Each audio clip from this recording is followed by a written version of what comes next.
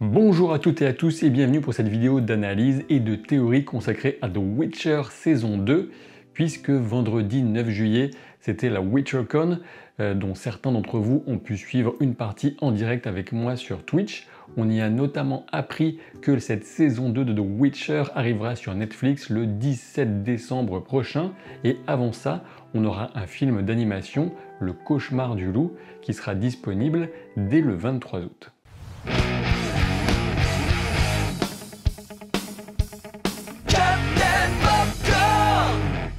Ce film d'animation reviendra notamment sur le passé de Vesemir, le maître de Geralt, et l'assaut mené contre Kaer Morhen 50 ans avant les événements de la série. Du côté des jeux, on a notamment la confirmation que la version remasterisée de The Witcher 3 arrivera bien cette année, et même qu'il y aura des DLC inspirés de la série Netflix. Et à cela viennent s'ajouter notamment 3 autres projets avec l'adaptation en comics de la nouvelle Un grain de vérité. La bande dessinée sortira le 28 juillet. On a aussi une version manga de l'univers de Witcher avec The Witcher Ronin, Ronin comme un samouraï sans maître. Et puis enfin un projet de jeu de plateau. Moi qui aime bien ce genre de truc, ça me dit pas mal. Ça s'appelle The Witcher Old World. C'est tout un univers qui se développe. Et bien sûr ici, maintenant avec vous, je vais surtout revenir sur les vidéos qui ont été dévoilées à l'occasion de cette WitcherCon, avec principalement bien sûr le premier teaser trailer, la première bande-annonce. Au passage, on a la confirmation que la saison 2 comptera 8 épisodes et les titres des 7 premiers ont été révélés. Le 8e reste un secret, mais j'y reviendrai en fin de vidéo. Le premier épisode se nomme Un grain de vérité et comme je le supposais dans ma vidéo d'analyse des premiers teasers que je vous invite à regarder, cette superbe nouvelle sera introduite comme une étape du voyage de Geralt et Ciri vers Kaer Morhen. Ciri est assaillie de cauchemars et s'ouvrira à Geralt de sa crainte de brûler le monde entier. Toutefois, s'il y a bien une personne susceptible de comprendre un tel ressenti, c'est bien Yennefer qui a déchaîné son chaos en déversant des torrents de flammes sur l'armée de Nilfgaard lors de la bataille de Sodden en fin de première saison. Ciri, Yennefer, gardez bien cette idée en tête, on y reviendra pour un épisode un peu plus loin dans la liste. Revenons au logo de ce premier épisode qui laisse déjà deviner l'obscure créature qui planera sur les voyageurs. La présence de Ciri va déjà introduire une sacrée différence en comparaison des livres. Geralt et Ciri feront à peine connaissance, découvrant la vie difficile de chacun et apprenant à se faire confiance, et pourtant ils seront rapidement confrontés à un grave danger. Corps dans la neige, couloir inquiétant de la demeure de Nivellen, présence terrifiante en pleine nuit d'hiver alors qu'un homme est emporté, créature volante aux ailes membraneuses, je pense qu'on aura de quoi se réjouir dès ce premier épisode qui nous révèle aussi Nivellen en personne qui commande aux flammes de sa maison, que ce soit bougie ou feu de cheminée. Pas certain de la note que Geralt laissera sur TripAdvisor, et pour la destination de l'épisode 2, Kaer Morhen, c'est peut-être Ciri qui pourrait initialement trouver que l'accueil laisse à désirer, même si le lieu ne manque pas de charme, avec notamment un grand hall intérieur magnifiquement restitué. On remarque la présence de plusieurs sorceleurs et pas seulement de Vesemir, Lambert, Cohen et Eskel, qui semblent bien curieux de savoir qui est la jeune femme.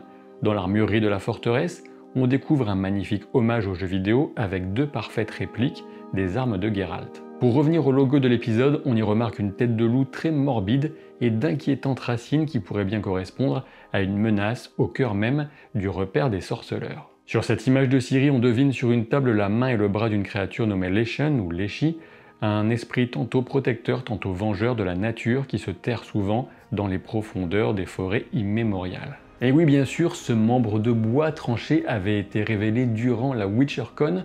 On peut supposer que un ou plusieurs sorceleurs pensaient le monstre vaincu, ont rapporté ce bras à Kaer Morhen pour qu'il soit étudié, mais la mauvaise surprise, c'est que le monstre pourrait éventuellement se reformer à partir de ce seul membre. En effet, une autre image montre Geralt et Vesemir dos à dos dans la même pièce, et on peut même deviner ce membre qui se déplace sur la table, ce qui confirme que la menace s'exprimera au cœur de Kaer Morhen, avec Geralt qui fait des pirouettes et de nouveaux personnages qui pourraient rapidement y passer face à un monstre aussi dangereux. Possible aussi que des prostituées soient sur place et que Ciri les convainque de ne pas s'exposer au danger. L'épisode 3 se nomme What is Lost, ce qui est perdu. Le logo implique un épisode centré sur Ciri, mais la perte s'appliquera certainement aux 3 personnages principaux. Et oui, on découvre notamment que Yennefer a été faite prisonnière par Fringilla, la magicienne au service de Nilfgaard.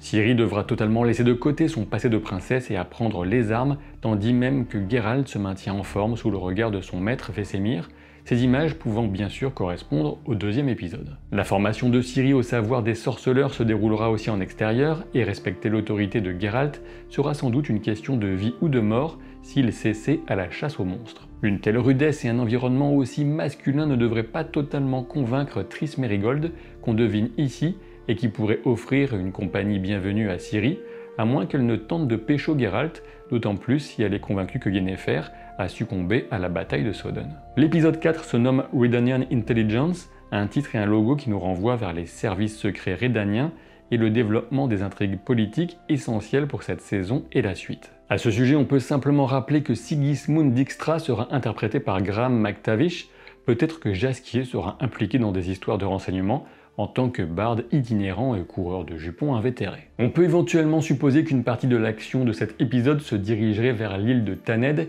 et on sait que parmi les personnages qui seront introduits, on aura notamment la magicienne Philippa Eilhart, qui est bien sûr la conseillère du roi Vizimir. L'épisode 5 a pour titre Turn Your Back et semble impliquer une justice expéditive et ou cruelle. On peut éventuellement penser à Drakenborg et la forteresse redanienne qui pourrait correspondre aux images d'une femme prisonnière d'un teaser précédent. Le titre de l'épisode 6, Dear Friend, est une référence à un fameux échange de lettres entre Geralt et Yennefer dans les livres. Et c'est peut-être à cet épisode que correspondent les brèves images qui pourraient indiquer une rencontre de Ciri et Yennefer dans le temple de Melitel, sachant que la jeune femme est en quête d'une compréhension véritable de son immense pouvoir latent. L'épisode 7, titré Volate Mare, est sans doute le plus intriguant. En effet, cet étrange titre se traduit de l'elfe ancien par mère sans mort, plus ou moins bien sûr, et on sait que Ciri devrait y faire la rencontre d'une inquiétante vieille femme qui sera interprétée par Anya Marson. Anya Marson est une actrice à la carrière riche, mais notamment marquée récemment par des films d'horreur dans lesquels elle peut être complètement flippante. Selon un synopsis, elle serait une démone proposant des pactes et exploitant les désirs profonds de ceux qu'elle rencontre. L'image floue d'une peinture murale pourrait éventuellement faire référence à cette présence. En termes d'inspiration issue de la mythologie slave, comme toujours pour The Witcher, on peut éventuellement penser au Koschei ou plus indirectement à Baba Yaga. Alors oui, je sais bien que dans le folklore slave, ce personnage, dont j'ai bien du mal à prononcer le nom, j'en suis désolé, Koschei ou Korchei, je ne sais pas, c'est un homme, et a priori c'est un homme sans mort justement, d'où la similarité avec le personnage évoqué pour cet épisode 7. Et puis généralement, on sait que son âme est en dehors de son corps, qu'elle est cachée dans un œuf, dans une aiguille dans un œuf, dans un canard, etc. Il y a toute une série de récipients différents, comme ça il faut les trouver pour mettre la main sur son âme et enfin le vaincre.